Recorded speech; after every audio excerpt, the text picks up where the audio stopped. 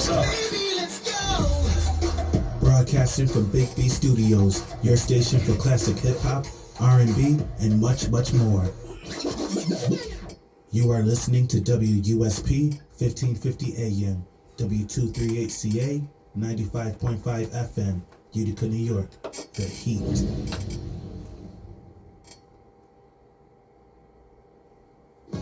This is Ron Kloppenstein, and you're in the hot seat on a Media Monday.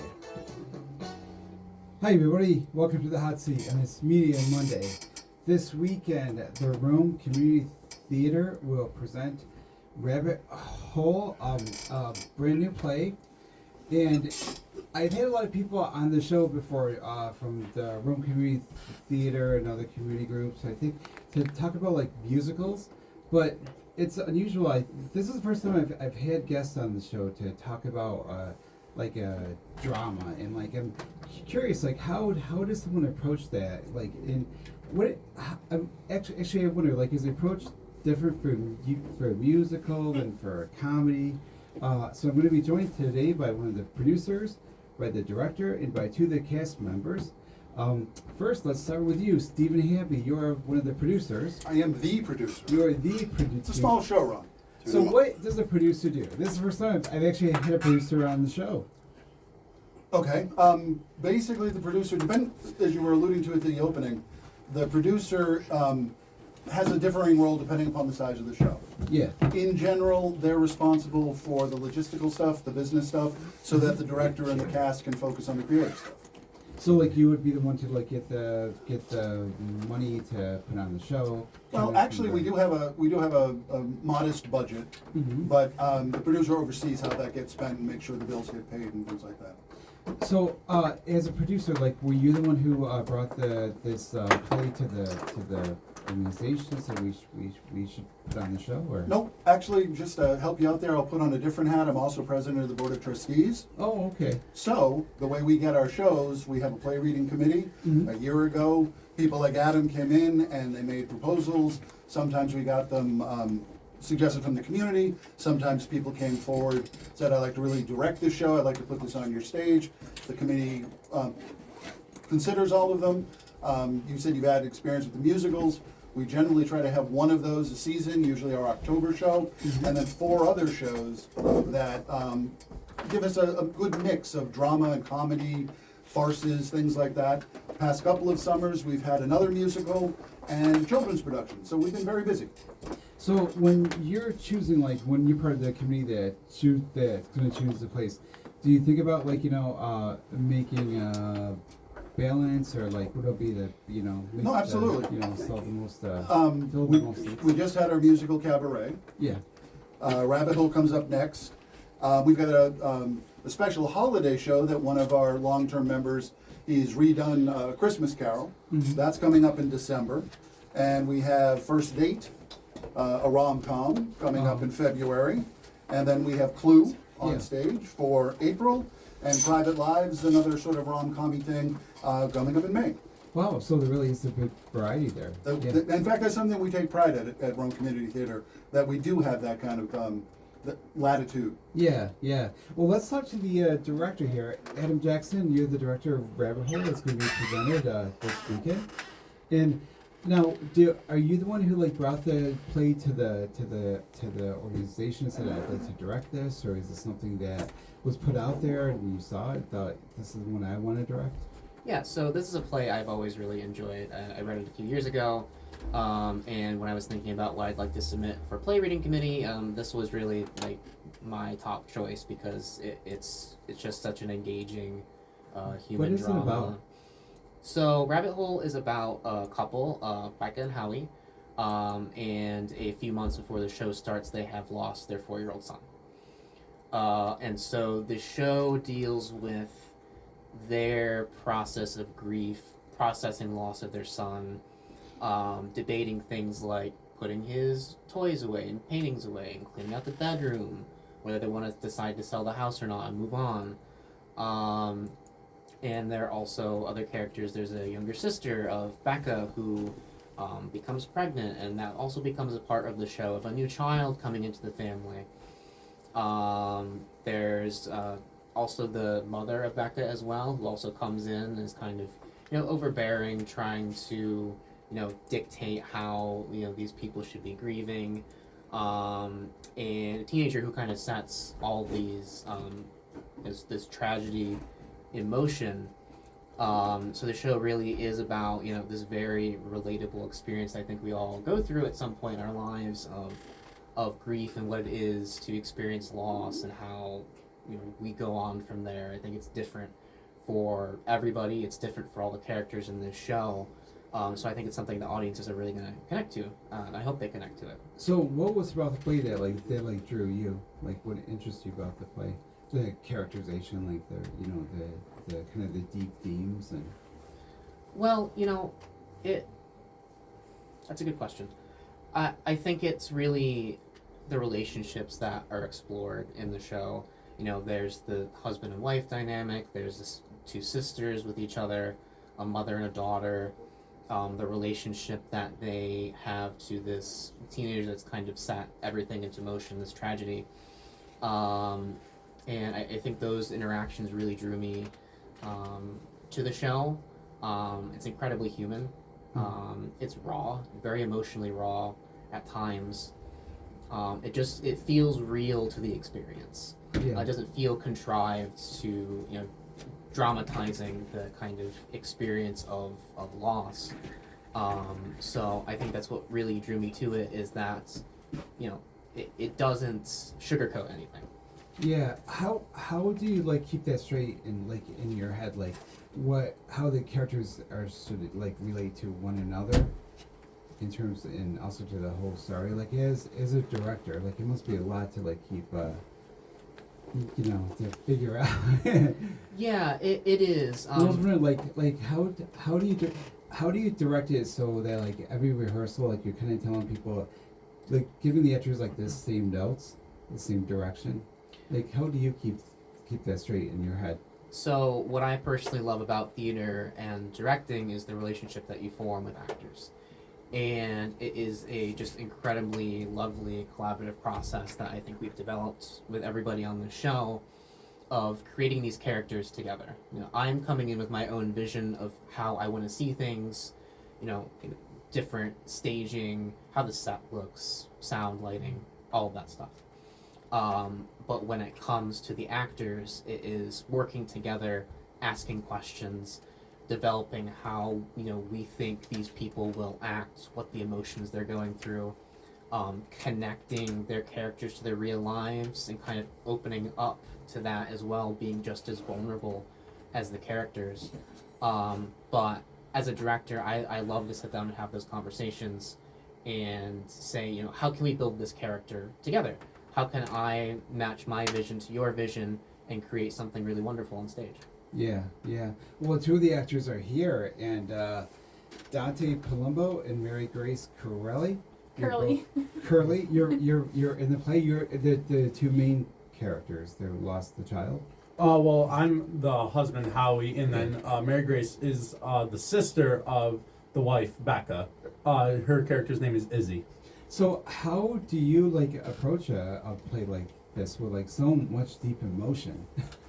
So I've never really done a show that's been this emotional before. I've never done just a drama piece like this. So it's definitely something that I went into being this is gonna be a challenge for me because I haven't done something like it before. But I'm ready to take this on. I'm ready to see how far my acting can go and what exactly I could do, what emotions I can show on stage, and how can I bring that grief to life on stage, because the show does have a lot of grieving in it. There's a lot of different grieving processes. How people grieve is talked about throughout the whole show, and really about, at the end of the day, finding hope at the end. What happens to your character in the play?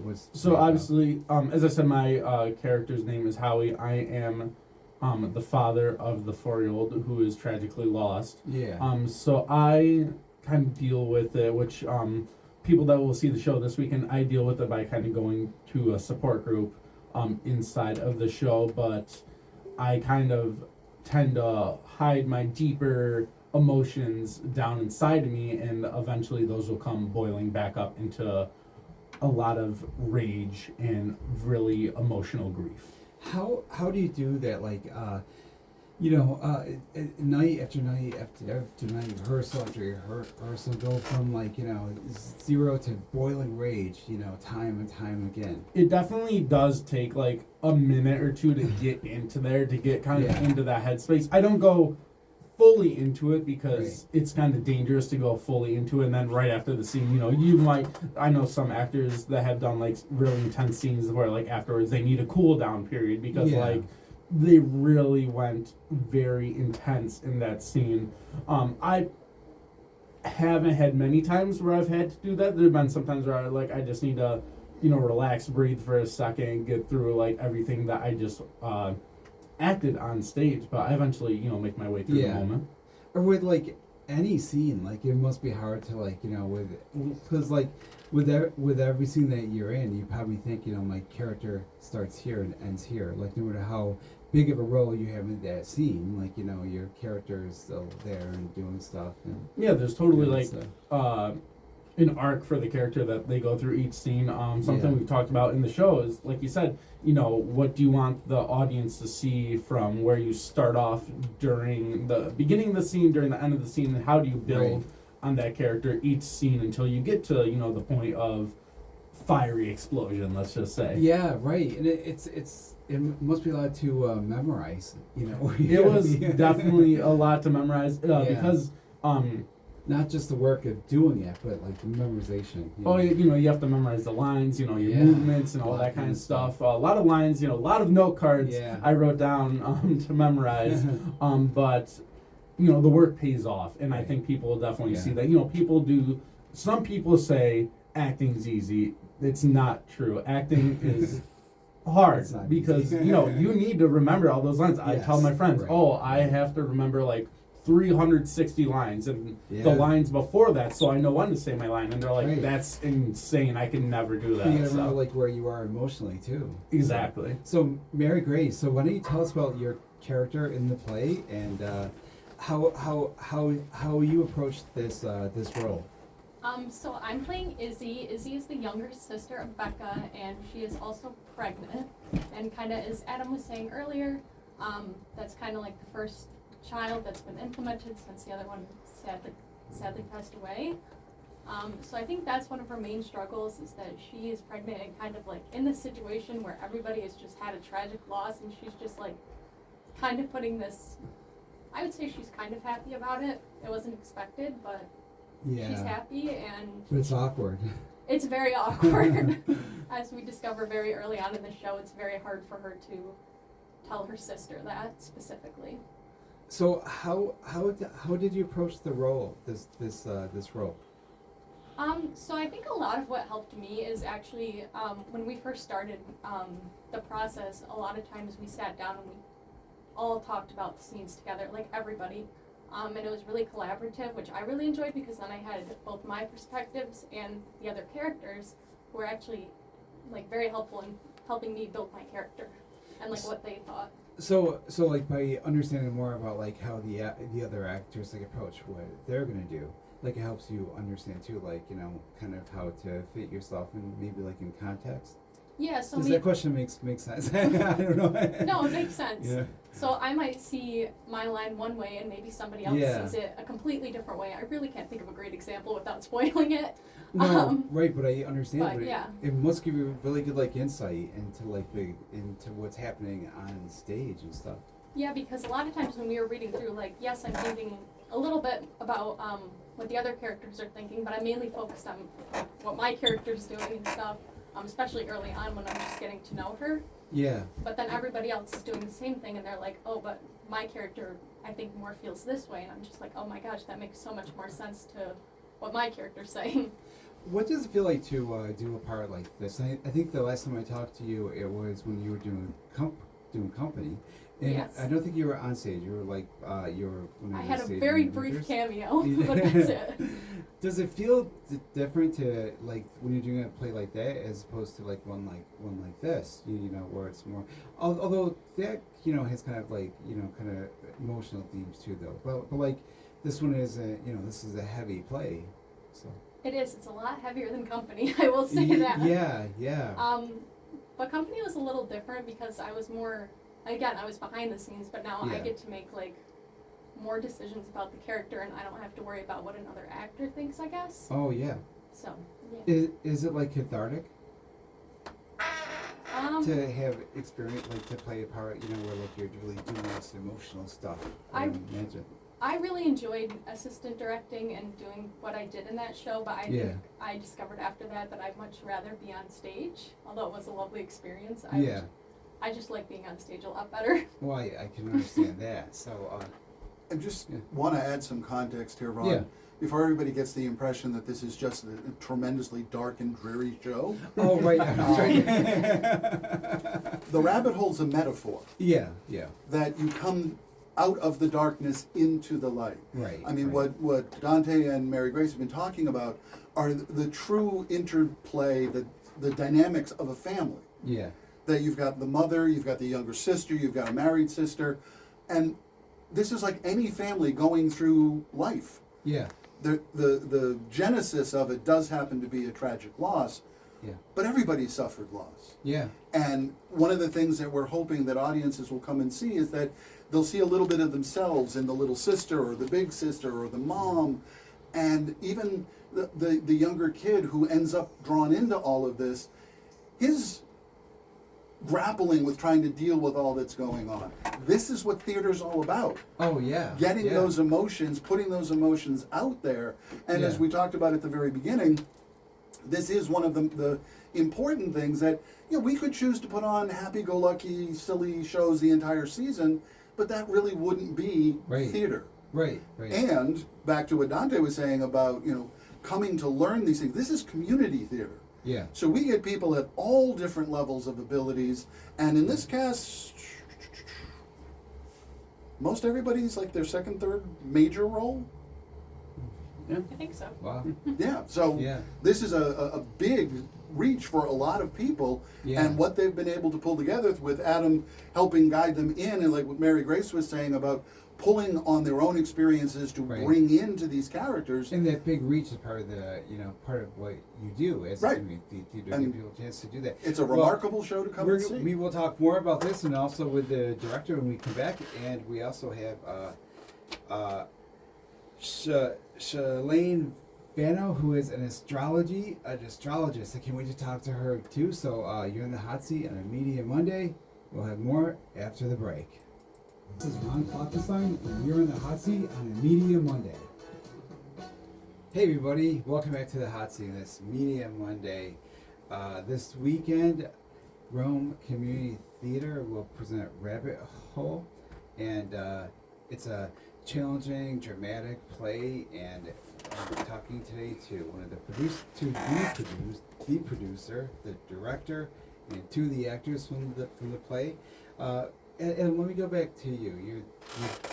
You directed this play.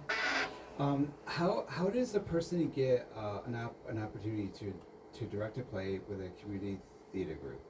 Like how did you get to be the director of this play?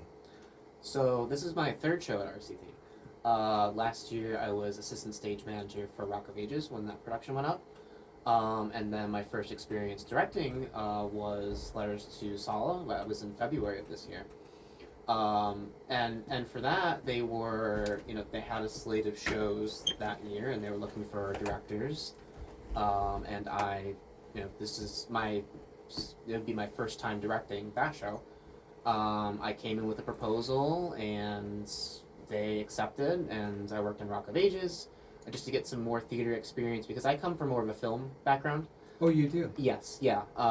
When I'm not here at RCT, Yeah. I teach screenwriting and TV writing at Oh, Ithaca really? College. Yes. Oh, wow. So when the opportunity to do theater came up, it's something I've always loved. I jumped right at the opportunity. Yeah. So what was in your proposal? when you said you proposed to to direct the play, like what do you propose? So in the proposal, it is just kind of outlining kind of a general creative vision, what you kind of envisioned for the characters, the lighting, the sounds, just very, basic things like that, but also character breakdowns, just kind of a very rough budget, and then you present it to the board. Kind of like how you see the play, kind of as if like you're directing a film. Yes. So, Yeah. like, Exactly. you're gonna do and stuff. So, Mary Grace and Dante. So when you are thinking about doing a play, and you see the characters, like, how do you decide like what characters to try out for? Like, what is it about the characters you're playing in this play? What is it about them that drew you to make you think like, that's the person I'm going to go and try out for? So I had actually heard of the play. So I'd actually heard of the play a few years ago. I actually read it. One of my friends recommended it to me, and I read it, and I really enjoyed it. And I was like, oh my gosh, I hope like somebody in this area does it. And I know it's like kind of a popular show, so I was like, my odds are pretty good. And then I wasn't really sure what character I was gonna go for, and then I was like, oh my gosh, Izzy. Like I don't know. I saw like the descriptions that were posted with the auditions, and I was like, I was more drawn to Izzy. I don't really know why, to be honest. I just felt more drawn to her. So when you went to audition, like, did you like prepare like did you like get a copy of the play and like find a part where Izzy like has a lot of lines and like prepare that part, or how does that work? Yeah, so before I had like read the whole play again, just so I knew like the whole storyline and could kind of get more of the pieces together, I guess. Yeah. And then when somebody's gonna have an audition, typically they'll post like the sides they want you to read. So I read 2 of Izzy's scenes with I actually read them with Steve in the audition room, and I think I read each of them twice, and then I was offered the role a few days later. Well, it worked out great. So congrats. So Dante, what are sides? I've actually heard people mention those before on the show. So as Marguerite said, sides are certain parts of a scene. Sometimes depending on like how long or short the scene is, it might be the whole scene. But usually there's certain parts of a scene that the director will pick out that have certain character moments inside of them where they really want to see the actors Like, portray. if you can do this. Exactly, and like I said, hit that, no. there's a very like emotional scene, and that was one of the sides, because I would believe that Adam wanted to see, okay, how will these actors, approach this scene? Like, how are they going to act it out? And once when we act it out on stage, then the director will decide, okay, I like the way this person did it, but I didn't like the way this person did it. So then they might call in that same person again, but then a different person with them, kind of like mixing and So matching it works people. together. Exactly, and see Yeah. who works together the best, and then after, that, he'll make his decision on like, okay, these 2 actors did a really great job reading this one scene together. I think they'd be perfect for it. Yeah. So when you audition, like, do you like when you audition, do you like read those lines that your character would read without someone else? So like kind of just like you off into the air, as if like there's a other actor out there. So I actually auditioned virtually. I didn't get the chance to go into the theater. I was busy, but Adam let me audition virtually. So I did, have to for one of the scenes kind of read, imagining that I was saying my lines to someone Talking to else. your camera and pretending Exactly. to- I was looking at myself saying the Yeah. lines, but even though I was staring right at myself and nobody else was saying anything back, I was Right. still kind of putting what I thought might be like the emotion or feeling. And obviously when you Yeah. work through the process, that like changes on Right. Once everyone like agrees or disagrees and works towards like, okay, this is what that character is feeling. Yeah. But when I just went in, I kind of just went right in, put in what I thought seemed good for the character, and Adam thought it was great. Yeah, so Adam, like, what were you looking for with your actors with these parts? People that can then truly tap into the emotions of these characters. not just on a deep level, but when we do auditions, we'll have them do a take, and then I'll redirect them and say, okay, this time can you do this? Can you play it more sad? Can you tap into some anger? And when I'm looking for actors, I'd like to see people that can, tap into that deep emotion, but also, can take direction, can, change what they're doing on the fly, adapt well to just the directions that I'm giving generally.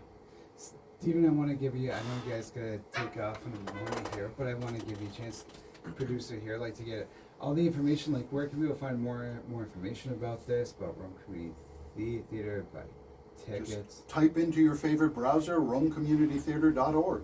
And what is the play about? Like, give me your best pitch for people that come and see this play. Rabbit Hole is a story about a family in crisis, working together, working from their different perspectives to come from the darkness into the light, to come through the rabbit hole. It sounds really good. Really makes you think. So That's the point. Well, thank you. My guest today from Rome Community Theater have been Stephen Hampy, producer, Adam Jackson, the director, Dante Palumbo, who plays Howie, and Mary Grace Curley, who plays Izzy. And Rabbit Hole, Rome Community Theater. When we come back, I'll be talking to Chelan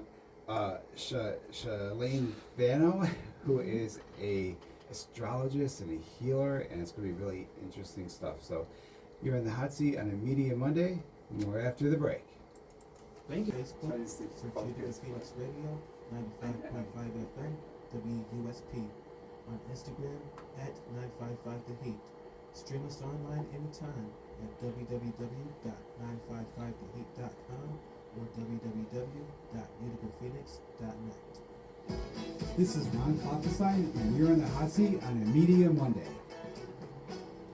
Hey everybody, welcome back to the hot seat on this Media Monday.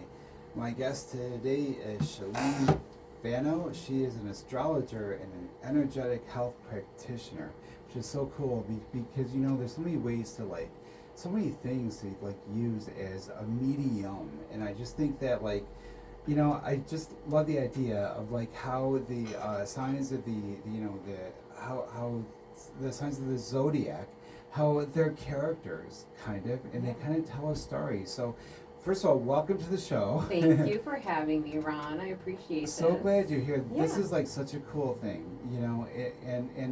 so I wonder, first of all, for people who maybe aren't familiar with this, what are the signs of the zodiac? Oh, okay. Well, I won't go into all of the signs. There's 12 signs of the zodiac. Yeah. They're broken up by elements, so earth signs, air signs, water. And so, they've had different elements. There's mutable signs, which are really, changeable. There's cardinal signs. Those are the signs that really get things going. There's fixed signs, like Taurus. Taurus is a fixed earth sign. It's represented by the bull, right? So it's Stubborn. the sitting bull, right? It can be stubborn. Yeah. But people do take these archetypes kind of seriously, especially when they're only thinking about their sun sign, Yeah. right? So people read their horoscope, they're like, I'm a Taurus, I'm a I'm Taurus. stubborn, right? Yeah. But there's so much more to it. It's a really intricate and detailed study Yeah. of the celestial bodies. And it's not just the sun, it's Mercury, Mars, Venus, all of those types of things. So it's a very elaborate study that requires a lot of detail. So that's why I really like it, because it helps me to understand human dynamics. I was going to And, say, it probably yeah. helps you understand it. Yeah. With the characters, you can, Yeah, absolutely. So, you start with your natal chart. It's a really easy way. If you want to go out to astromatrix.com, it's one of the primary things that I started What's using. the natal chart? The natal chart is where all of the stars and planets were at the moment you were born, right? Yep. And you also need to know not only what day you were born, obviously, but the time is very Yeah. important, and where, because that will give you what your rising sign is. Oh. And your rising sign is your ascendant. So it's like, what constellation is rising in the horizon when you were born? It's interesting because people tend to think it's just just the day and the sign all together, but Yeah. not like the Right. where in exactly when time wise. So what are some of the things when people come to you to like have you analyze, you know, their natal chart. Yeah. What are some things that you do? What are the things that you look for? Yeah, it is intuitive. You know, I'll give them some basic information about some of the other signs.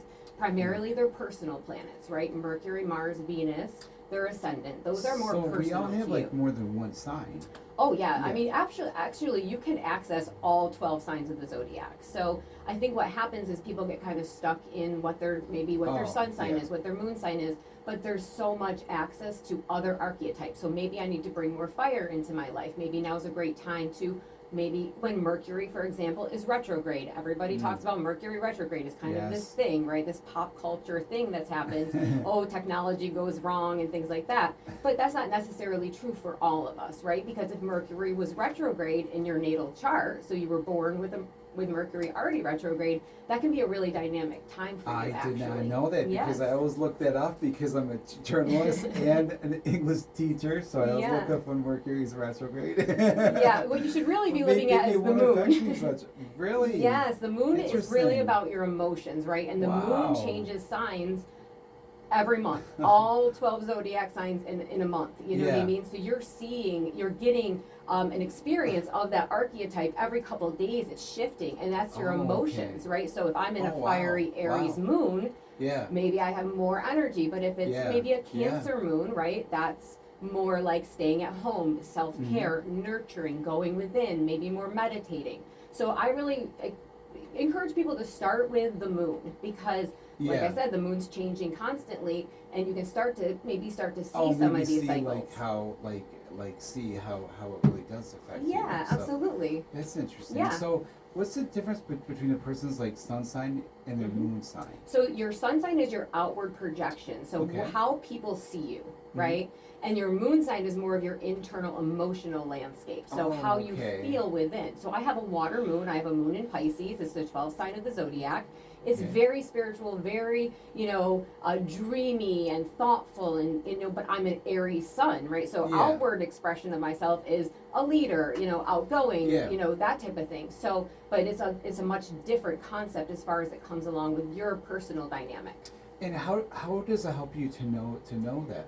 Yeah, it helps me to know that because I can use that for my own benefit, right? So if I'm Right. having transits in my moon, with my Mhm. moon, so now the planets are moving, right, at all Yeah. times, constantly moving, and there's aspects happening to all of my planets, right, Yeah. at different times of the month, different times of the year, maybe many years, right? So Pluto, for example, is the outer planet. It moves very slowly, can take up to 20 years sometimes to move from one sign to the other. But while that, planet is in maybe one of my houses or it's aspecting one of my planets, I can use that energy. I can say, okay, maybe now is not a great time for me to move Oh, I forward see. with this Yeah. project. Maybe now is a good time to just brainstorm ideas, Yeah. but maybe I'm going to see maybe not a slow momentum at the time. Yeah. Right. Yeah. Now, what is the sign? Is it true? People say like with Jupiter, I Mm-hmm. think it is like that every like 7 or 8 years, like yeah. Jupiter, Um, actually, I have it here. Jupiter is moving into Cancer in June. And actually it stays in, I think it's about 8 years or so, or maybe that's not as long. I don't know off the top of my head, but it is It's probably the moving. one I'm Yeah. thinking of. Yeah. Yeah, so Yeah. actually we're having a really major, obviously, if you haven't been witnessing anything Yeah. in the world at all, Big change. we're going through Yeah. major change right now. And Yeah. some of that has to do with the planetary changes, right? We have Yeah. Pluto moving into a new sign. It's been back and forth in Capricorn, Oh. going from Capricorn to Aquarius, two very different signs. Capricorn is an earth sign, Aquarius is an air sign, right? So we're kind of transitioning, but Capricorn's more traditional. Too, Yes, right? very And structures. Aquarius is more like yeah. technology, I'm- innovation. I'm Yeah. Aquarius. Okay, Aquarius sun, Yeah, right? Proud Aquarius. Yeah, okay, Right. cool. You two over there? All right, awesome. Yeah, so we're having a lot of changes right now. Yeah, Saturn's right. going to be moving into a new sign. Actually, Saturn's been retrograde for quite a while. We're actually seeing it move. It just recently started going direct again in Yeah. Pisces, right? So, 12th sign of the zodiac, some deep stuff going on with Yeah. structures and, the Right. things that Saturn rules. So, And yeah. like when you talk about things in retrograde, like Mhm. you do on like people that know this and study this stuff, Mhm. we know that like it doesn't actually go backwards. Correct. It's just how it looks From and- the earth, Right. yes. Right. Mhm. So Yeah. so it's kind of like when people would look up and see those astrological the constellations, Mhm. like it would appear as well as if the planet Mercury were going backwards. Correct. It's kind of like that concept of like you're driving in a car and you're going a little bit faster or slower, and it looks Yeah, like the car is yeah. going backwards to you, but it's actually still moving forward. Now, what first drew you to this field? Yeah, I mean, it's been a hobby of mine, and then I started to see how it's really just enlightened my own life personally. It's really How? enhanced my personal relationships, you know, using it with my spouse. You know, I've been married for a long time. You can use this in a synastry chart, so you can look at, you know, my chart, my husband's chart, see what kind of aspects we're having. It's a great for like Mercury, right? That's how you communicate. I have a very different communication style than my husband does.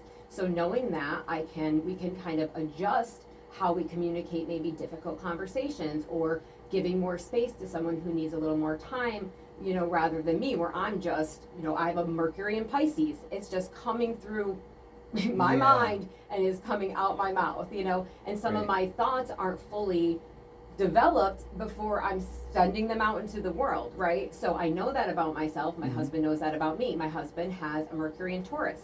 He needs a lot more time. He's a very grounded communicator, right? Okay. He needs a little more time to digest what is going on, and then to come back with a response. It's very thoughtful. It's very grounded. You know, it's very Yeah. stable. He's a very stable communicator. Where Yeah. I'm a lot more like coming up with ideas. Look at this cool thing. I'm going to this thing, to that thing. You know, Right. I'm kind of shifting. But when Right. you know that about your significant other, Yes, it can right. really help you to build really good communication styles. And if you know that he's just taking time to process stuff, it's not Right. that he's like, you know, ignoring you. Absolutely. Or, you know, Yeah, that's totally. interesting. Yeah, and you can come up with different ways to communicate. Maybe writing a note, maybe Yeah. sending an email or something different, you know, to give some people some space to talk about things. Right, And him right. knowing that about me, you know, knowing that I'm coming up with ideas Right. and I don't need a big response right now. I just Yep. need someone to listen to me. Yep. And he knows that, and he can just kind of hang back and let me do my thing. Yeah, which is advice you gave to my husband and I, which was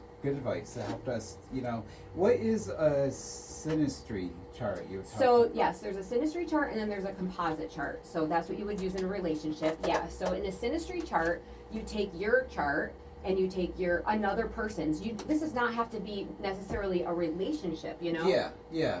So like it could be. I like look your at my mother in my employer, chart. I yeah. look at my sister's chart in mine. Your friends. My and stuff, your huh? friends, yes, definitely. And so you basically place them on top of each other, Yeah. and you see what kind of transits or aspects they're making to each other. Yeah. So for example, my Venus is in Gemini, my Mhm. husband's Jupiter is in Gemini, and they're conjunct, okay?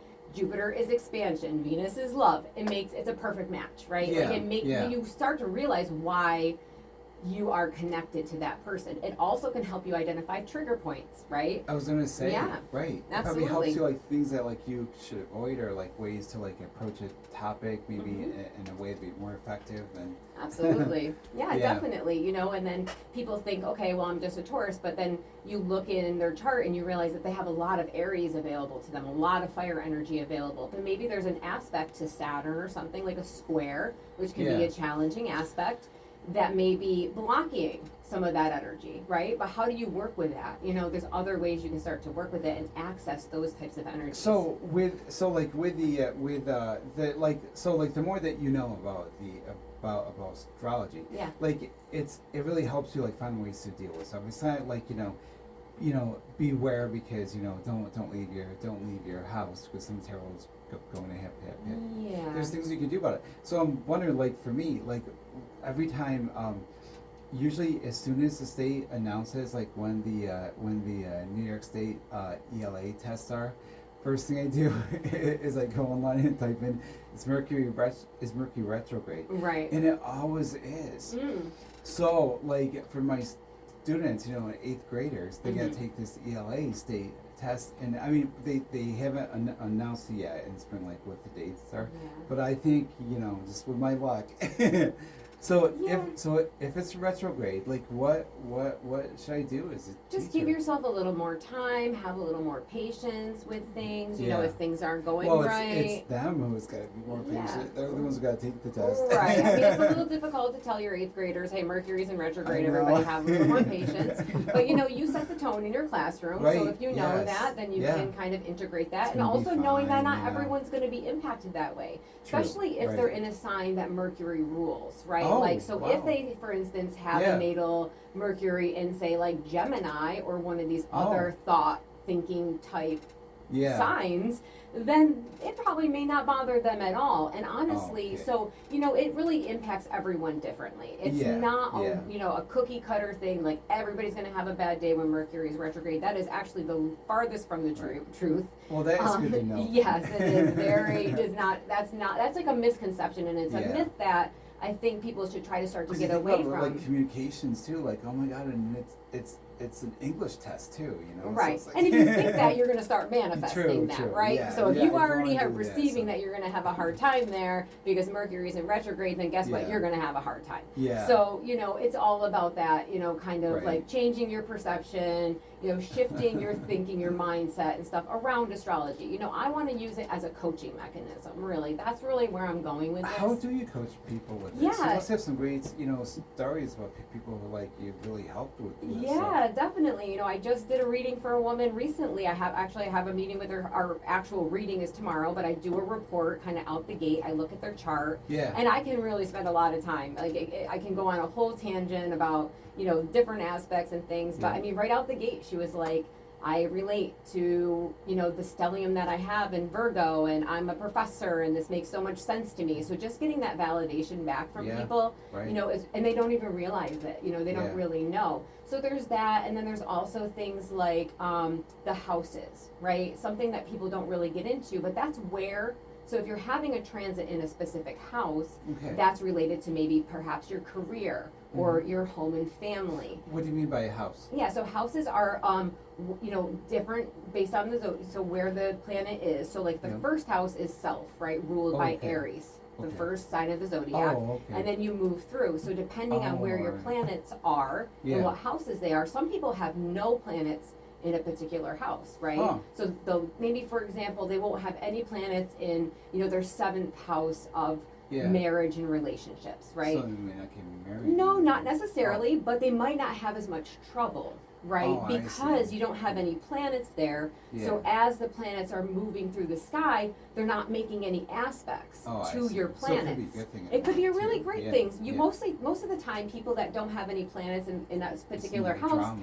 it's a breeze for them. Yeah. Yeah, and then they can really hone the energy of when a planet moves into that house for them, right? Yeah. So yeah, that's a really cool part of astrology and how I can start. I don't really necessarily want people to have to keep coming back to me over and Yeah. over again. I'm not a psychic. I'm not a fortune teller. I'm not, you know, going to tell you your future necessarily. But I can guide you to say, okay, in 2027, you're going to have, you know, Yeah. your Saturn return. You know, where Saturn is going to come back to the point that it was in when you were born. Oh, you so know? that's the I think the one I was talking about. Once Saturn comes back, like is it a time of like really fundamental change in a person's life? Yeah, absolutely. It can be for sure. You know, I mean, like for example, not only people can have an astrology chart, but your radio show has an astrology that's chart. right. Yes, You I asked know, you about and that. the Yes. United States has an astrology chart, Right. right? When it was established in 1776, there's a chart,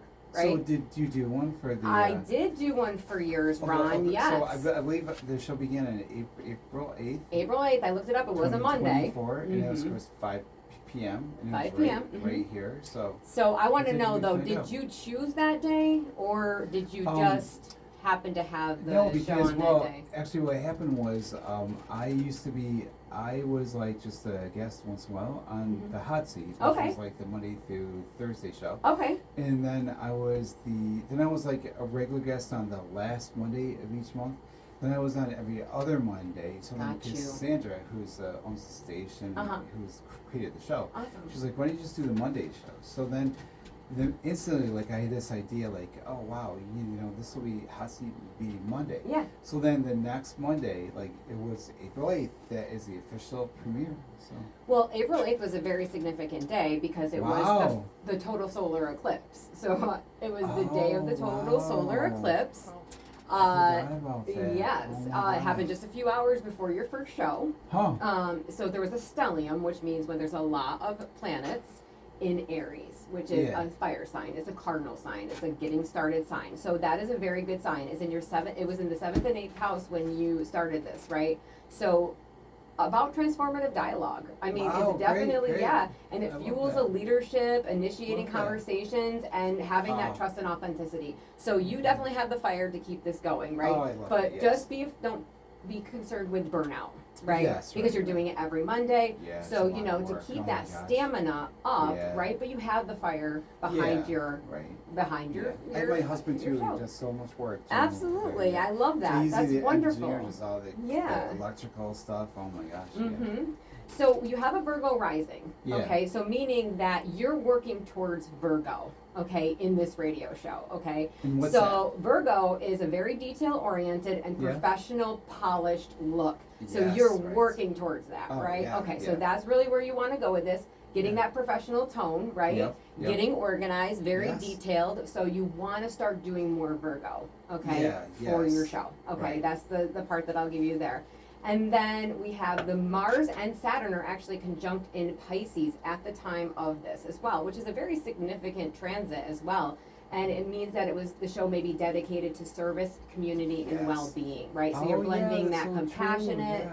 aspect Right. with this production approach, right? So Oh you're my getting it gosh. out there. Yeah, I mean, I was really impressed with this. I was Oh, like, wow, that's- this makes a is lot so of sense. nice, Yeah.